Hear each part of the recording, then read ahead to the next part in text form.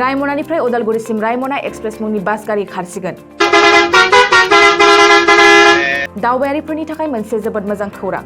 बे खौराङानो जादों रायमना माहारियारि हाग्रामा ओनसोलनि सिमायाव थानाय गाहाय दरखंनिफ्राय 6:30 रिंगायाव जागायनानै गसाइगाव, कुसुगाव, कारिगाव, बङाइगाव, बरपेटा, पानेरि, रङिया आरो सिदायै बे रायमना एक्सप्रेस मुंनि गारिया उदालगुरिसिम खारनाय जागोन।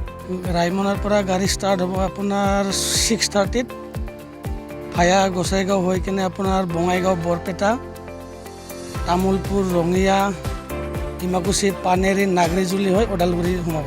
मख'नो गोनांदि बे रायमना एक्सप्रेस बास गारियाव उदालगुरिनिफ्रायनो सोनाब फारसे दावबायनो फैनो गोसो जानाय सुबुंफ्रा गाखोनानै फैनो हागोन।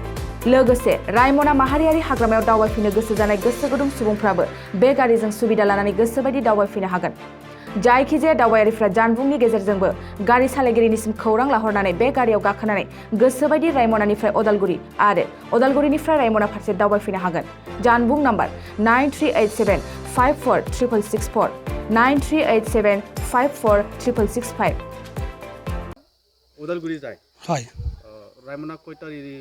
ৰায়মনাৰ পৰা গাড়ী ষ্টাৰ্ট হ'ব আপোনাৰ 6:30 ভায়া গোসাইগাঁও হৈ কিনে আপোনাৰ বঙাইগাঁও, বৰপেটা, তামুলপুৰ, ৰঙিয়া, ডিমাকুচি, পানেৰি, নাগৰিজুলি হৈ উদালগুৰি সোমাব।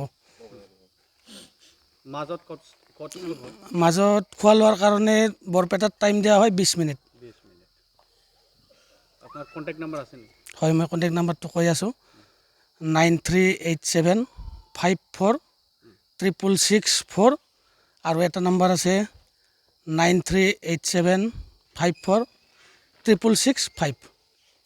এই কণ্টেক্ট নাম্বাৰত কণ্টেক্ট কৰিলে দুইখন গাড়ীতে পাই যাব। এখনত 4 আছে লাষ্টত, এখনত 5 আছে।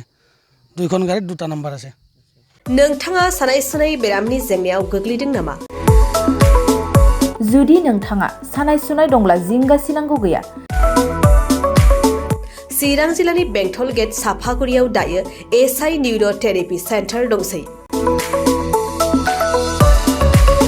बे थेरापि सेन्टाराव नोंथाङा गोरलैयैनो देहानि सानाय सुनायखौ फाहामथाय लानो हागोन।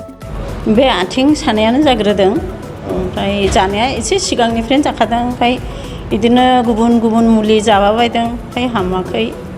दिनैनि ट्रिटमेन्टआ नङा, आङो एसे मोजां मोनसिनबाय। जेरै सिं सानाय, आफादावरि सानाय, मोदोम जरा सानाय, आइजोफोरनि जेंना, खर' सानाय बायदि बेरामखौ फाहामनाय जायो। लोगोसेयैनो बे सेन्टाराव थानानै फाहामथाय लानो हानायनिबो सुबिदा खालामदों। नोंथांमोनहा एसआइ निउर' थेरापि सेन्टाराव फाहामथाय लानो गोसो दंब्ला नैबे मबाइल नम्बर 7620160459 नङाब्ला 9476977956 आव थोंजों सुलाद लानो हागोन।